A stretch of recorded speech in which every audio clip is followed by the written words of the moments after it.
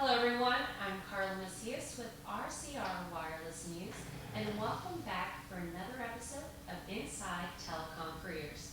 On today's show, we'll be discussing on what the driving demand is for fiber optic technicians, who's offering training programs, and where does the CWA and IBEW union fit into the equation. Answer to these questions and more when we return.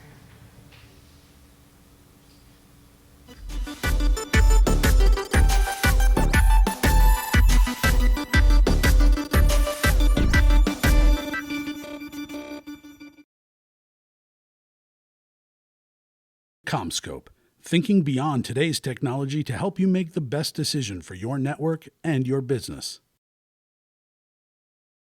Telecom Careers, the #1 global telecom and wireless job board, telecomcareers.com. I'm joined today with Jeff Mucci. And Jeff, tell us why you're excited about today's program.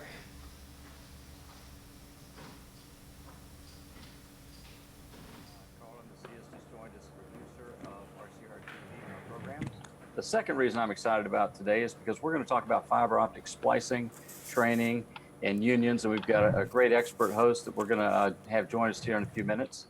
But before I kind of dive into the show, I'd like to talk about your role, Carla, and then maybe talk a little bit about some of the key trends I'm seeing in the fiber optic space. So for those who don't know Carla, she just started this week. She's our producer of RCR TV and our RCR ATX Studio Lounge. So she'll be putting on events and driving compelling guests to our shows. She's going to work with an editorial team to book guests.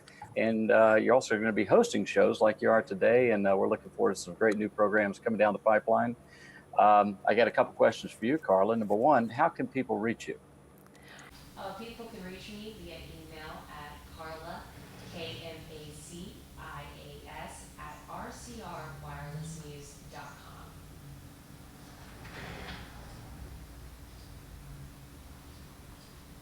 Can you tell us about the event tonight? Well, the event is going to start at 3 o'clock, and it's going to have live music. It's kind of a networking event. And there's going to be food, and it's going to be a good time. Good. Well, the second big reason I'm excited about today is we're going to talk about fiber optics and training. And there's a couple key drivers behind fiber optics, the need for qualified fiber optic technicians. The first key driver is distributed antenna systems, or DAS. It's a popular term. We've been talking about it and covering it for a long time here at RCR Wireless. But at the end of the day, increasingly DAS systems are fiber fed. The next big driver are small cell systems. And we were in New York, and I'll talk a little bit about our New York trip in a few minutes. But these systems are fiber fed. You've got to have metro fiber rings out to the street post or remote radio units. And it's all fiber fed. A lot of it's aerial, but the majority of it in major markets is underground. And then another key driver is the macro networks are requiring what I'll say remote radio units at the head end and at the top of the tower, and those are fiber fed. So traditional tower climbers are requiring to be fiber trained. Number three, tower backhaul is increasingly fiber fed. So again, you've got to have people trained and qualified to pull fiber to the towers. And finally, the bigger trend in metro fiber rings and long haul fiber rings, video streaming is driving the need for meet-me co-location facilities. And the front haul needs of small cell and DAS networks are also requiring metro fiber rings. So the bottom line, you can't have a wireless network without fiber. You can't have fiber without qualified fiber optic technicians. And in dense urban areas like New York, Chicago, and Boston and other markets, carriers simply cannot deploy fiber without using electricians who are certified in fiber optic splicing and working in confined spaces. And the bulk of those workers need to be union workers. Jeff, you were recently in New York City. What impressed you most about this trip? Well, we had a busy week. First, I moderated a CEO panel at Telecom Exchange. And I thought, Terry, if you could pull up that slide, you'll see my smiling face at Cipriana's in New York City. The title of that program was Where Wireless Meets Wireline. The second, I think, exciting opportunity I had up there was to actually interview Hugh O'Kane, Hugh O'Kane is the CEO of Hugh O'Kane Electric. They're one of the oldest electrical contractors in the city, and they have been deeply involved in metro fiber ring deployments for major carriers going back to 1999. Thirdly, we interviewed Ray LaChance, who's CEO of Zenvi, who's building neutral host small cell systems in New York City. They're closely aligned with Hugh O'Kane, so they have a great deal of experience deploying metro fiber rings in New York City. The next big stop on our trip was we toured Transit Wireless New York City DAS system with Solid Technology. So we got to look at a secret location in Midtown where you had a base station head end, and that's where all the DAS equipment was located, and it served as the primary facility feeding all the metro stops throughout the city. And then we went out to the subway. Actually, we went underground and we got to check out some of the actual subway systems, DAS systems. And then our last stop on the tour was we toured Verizon's small cell and DAS network, and they're building a base station hotel in Midtown. Again, they're going to build, I think, 11 of those, and they will be fiber feeding neighborhoods and small cell deployments and macro networks throughout New York City. Jeff, if you could please take a moment and introduce today's guest. Well, today's show, our goal is to better understand the communications workers of America and really deep dive into the training process and educational programs that are available to union workers as part of their bargain negotiated agreement. Next week, we'll take a look at how the industry is addressing training needs. So we're going to have Jonathan Adelstein from PCI talking about the TIRAP program. But I'm delighted to have Jeff Self here with us. He's Director of Market Development for APT College. And Jeff, now correct me if I go down your hit list here, but you're a 30-year veteran with the Bell South and CWA, the Communication Workers of America. You served as a union rep, a department rep, and secretary treasurer of your local CWA chapter. Over the last 20 years, you spent time with Bell South and CWA in the role of partnership education rep, educating members on how to use their educational benefits. And then finally, for the last 9 years, you've been with APT College, really driving these workforce training programs into the unions across the country. Jeff, thanks for joining us. Well, thank you. And I always enjoy the opportunity to share with those around the country the importance of continuous training. And I'm very proud of the relationship we have with the CWA and IBEW groups. I am a 39-year CWA member, and most of my career has been centered around the focus and the continuous importance of staying on the cutting edge. And we're awfully proud of the work that we're doing today, and I think leading others into the industry with the high-level productions that we have going on with the fiber optics, advanced fiber optics, and the cloud essential programs that are so important. The 2020 initiative that was launched by AT&T just a couple of years ago. Yeah. Well, let's take a step back, and for us folks who aren't as familiar with the labor unions, can you maybe walk us through CWA and IBEW, how they're organized nationally and locally, and then how do they work with carriers? Well, it's very interesting. My background is more with the CWA, although we have a great relationship with the IBEW group. But we have a national president that operates and oversees all of our districts that operate within the CWA.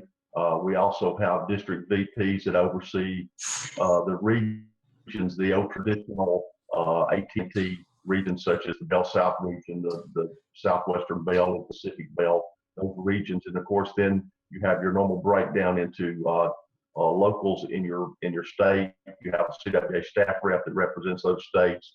And of course, then you break it down to the membership, which actually has control and makes all decisions in reference to who represents them. And a part of the importance of how that operates is continuing to focus on the importance of making sure that from a national level that we embrace the importance of continuous education to allow our membership and IBEW membership to stay employed by having the tools and the training necessary to be a part of those industries.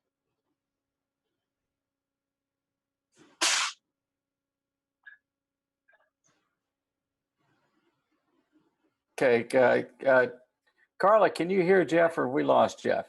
I cannot hear Jeff. Okay, Jeff, we seem to have lost you. Why don't we give you another audio test and see if we can hear you okay? Sure.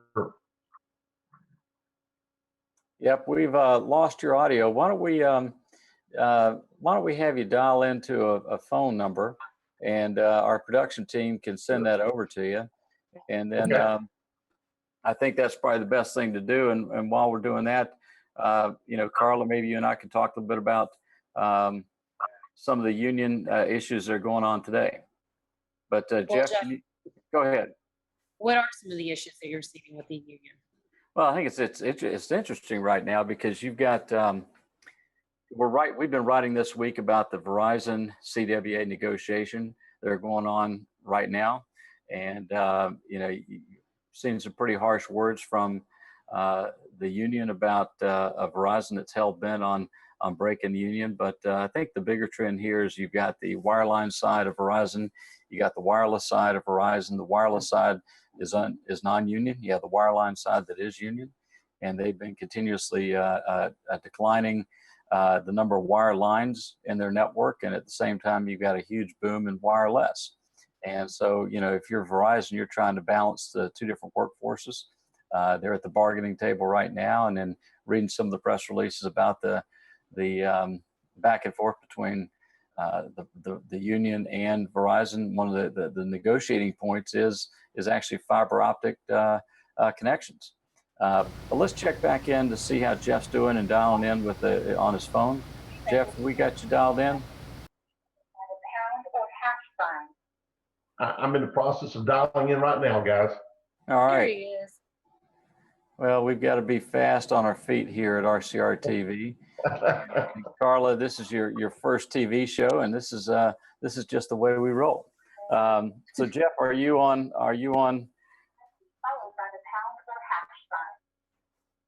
Sounds like you've got one of those Bell Company IVR trees there.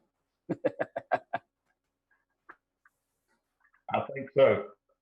All right. Now, we did have another guest join us. Maybe we could switch over to him, and let's talk a little bit about APT's advanced fiber optic training for a minute. Then we can come back to Jeff Self and talk about some of the big trends that you're seeing. Chuck Keller, thanks for joining us today. Hi, good morning. Can you hear me okay? We can hear and see you just great. Chuck, where are you calling in from today? I'm in Carlsbad, California, just north of San Diego, a few miles. And I put together the advanced fiber optic course that you're referring to this morning. So it's really a takeoff from our basic fiber optic course, which is centered more on the modern network technologies and also on how to troubleshoot, which is a big a part of these high-speed networks. So that's where we take off from. So we assume when we teach the course that the students have some basic knowledge, and then we go from there. Well, tell us about the difference between the basic course and the advanced course, and then go in a little more detail. How long is the course? How do people participate online and in person? Well, the basic course that we've offered for a number of years really starts out with the theory of fiber optics. It goes into, and we talk a little bit about some of the applications of fiber optics. And then a part of that course, the lab portion, is where the students actually learn how to put connectors on the end of a fiber and test them and make sure they're working okay. A little bit of troubleshooting, but not a great deal. So after they finish the basic course, which is a 40-hour course, they are qualified to take the ETA fiber optic installer certification. And then from there, the intent of the advanced fiber optics was to add more emphasis on the type of networks that we have out there today, such as the passive optical networks, which is a big thing with telcos. We talk a little bit about DAS, not a whole lot, because that's more wireless centric. And then a good portion of this course is advanced troubleshooting, where we use test equipment such as optical time domain reflectometers. That's how you shoot a pulse down the fiber, and then also some other associated test equipment. So that also is a 40-hour course. So again, and then upon the completion of that course, the students will be prepared to take the next level of certification with ETA, and that is the fiber optic technician certification. Got it. And tell us about ETA. What does that certification stand for, and what does it mean? Well, ETA, the Electronics Technician Association, is a worldwide organization. There are certainly other certifications out there, organizations, and they provide certification in various electronics technologies, fiber, wireless, cable systems, and it's a way of recognizing a person's background. So if this person is, let's say they have fiber optic certifications and they apply for a position, at least you know what their background is. They've been certified based on the requirements that ETA has, and we adhere to those certification standards. So once they pass that test, and also a part of that written test is the lab. So we have to structure our lab in order to meet the requirements for ETA. So it's a well recognized certification, and again, it's worldwide. It's taught in major countries around the world. So it's well known. And where's your lab? And tell us about how large is the class? How many people typically participate per class? Well, we typically like to have students, we like to have a class of about 10 students. And our labs are portable. In other words, we take them to the location where we do instructor led. We do have some online courses, but the lab portion we have to do in person. That's a requirement for ETA. And so the labs, we send them to the various locations, and then the instructor flies out to that location. Now, we also teach here at APT. We have lab facilities here as well. But pretty much this course is suitcased around the United States. Got it. And final question. I saw a press release or a note from someone at APT this week that the advanced fiber optic training had just been approved this week. What is the process to have a curriculum approved? Well, that might be a subject area that somebody in our academic group could really answer more accurately. But the idea is that in order to get this approved as a college course, we have an accreditation body, and they will look at our curriculum. They look at our syllabus. They look at our study guides, and they determine, is this course suitable to be given college credit. So that recently, and I want to say within a week, probably just happened. Good. Well, let's jump back to Jeff Self. Jeff, how's your audio working? You tell me. Can you hear me? You sound great. Let's jump back over to the question about APT, and let's start with what is APT College's relationship with CWA and IBEW, and then finally with the carriers? With our labor groups, CWA and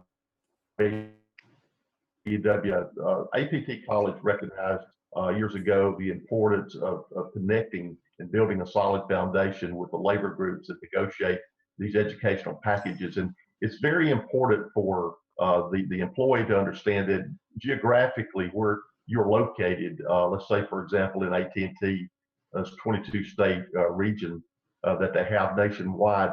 Each one of those district regions have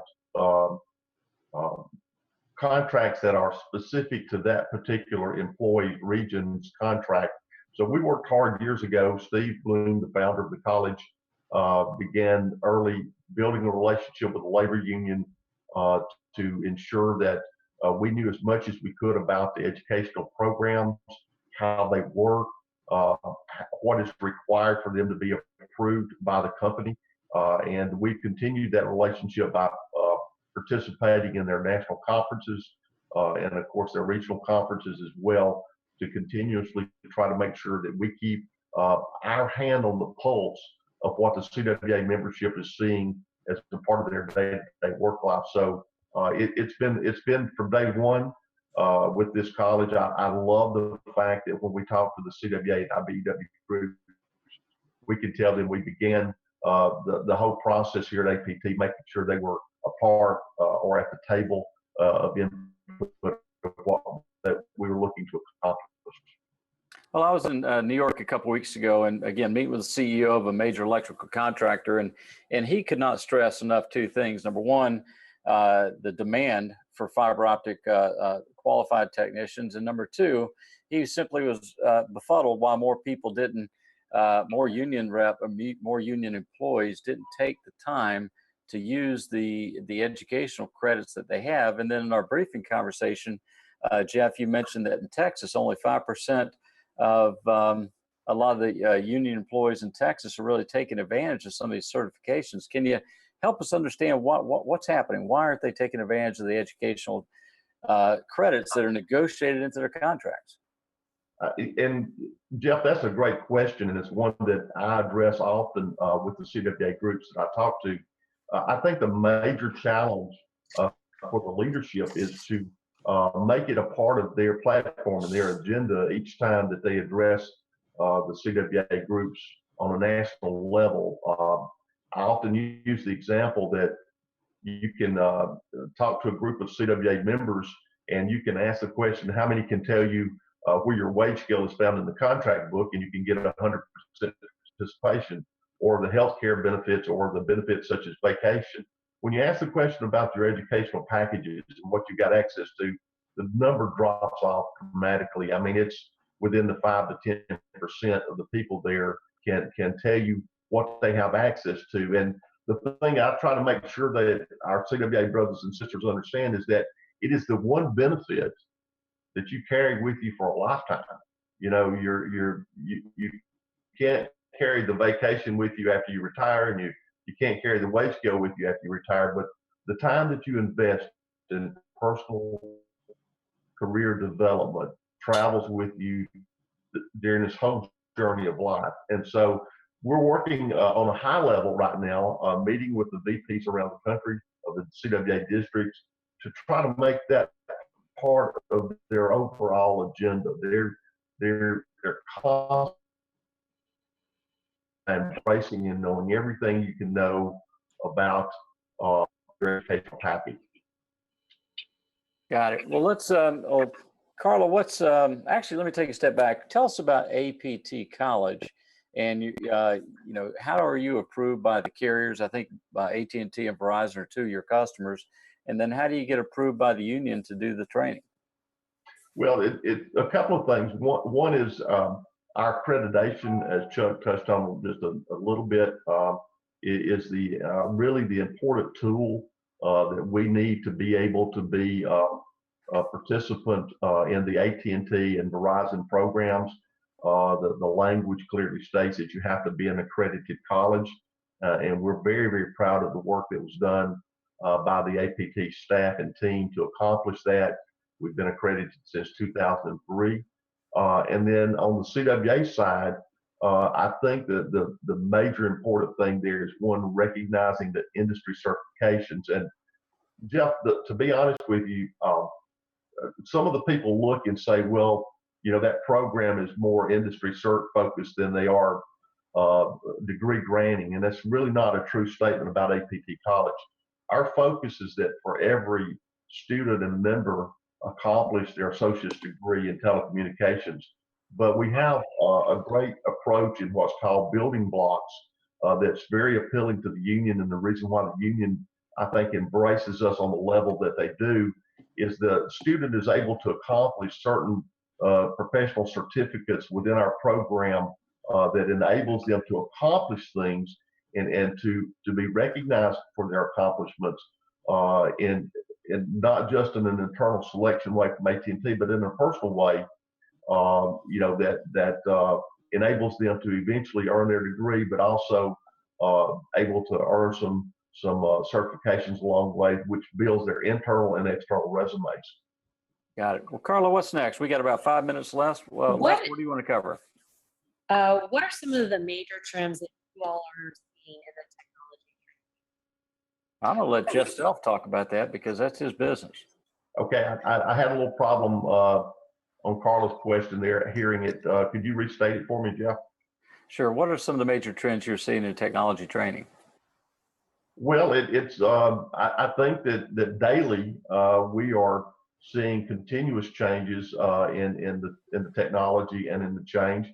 I know when we began the process of 2020, since that initiative a couple of years ago by AT&T, we've seen a continuous change and modification in our overall product in an effort to stay on the cutting edge. But I think something else that I think is so important to enabling every employee. And the thing that we tend to do is, as we've talked today about fiber optics, the technician part of AT&T is just a small percentage of the overall employment population.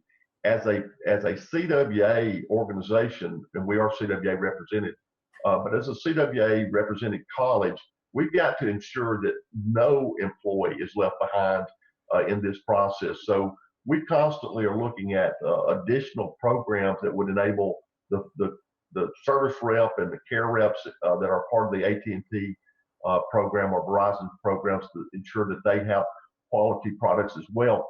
How you accomplish that is in the beauty of our efforts to become a 24/7, 365-day-a-year college. Online and the delivery of our product at a very high level online enables every employee, regardless of your work schedule, home schedule, to be able to continue to improve and enhance your skills for job opportunities. Well, online is certainly hot right now. You may recall LinkedIn purchased Linda, which was an online training company for over $1 billion. What's it like for a company like APT, who's traditionally a classroom training program? What are some of the challenges and opportunities moving to an online? And then where are you as a college relative to your online training? Well, that is that's the great challenge. When we began the online journey back about a year and a half ago, we realized that we were working mainly with an employee base that was like I and like you were raised under the pencil and paper world. But I'm a lot younger. I'm a lot younger now. Look, well, I met Chuck and myself. That sounds better. But so we have a student body that is, as I say, they're kind of maintaining the dinosaur, and they're accustomed to that face-to-face delivery. But the beauty of the company and the beauty of the labor movement is, if you go to the union meetings, you're going to see a lot of people who look like my son or my daughter, and that is a reality today, and they are accustomed. Am I on camera? No. Am I on the screen? No, but we got you, Carla. We hear you. There we go. But that's the beauty of the online world, is the reality is more and more of the students are plugging in, more and more of the employees are realizing it's a great product, and of course you're going to see, as we move forward, as much curriculum as we can move into the online world, we're going to move in that direction.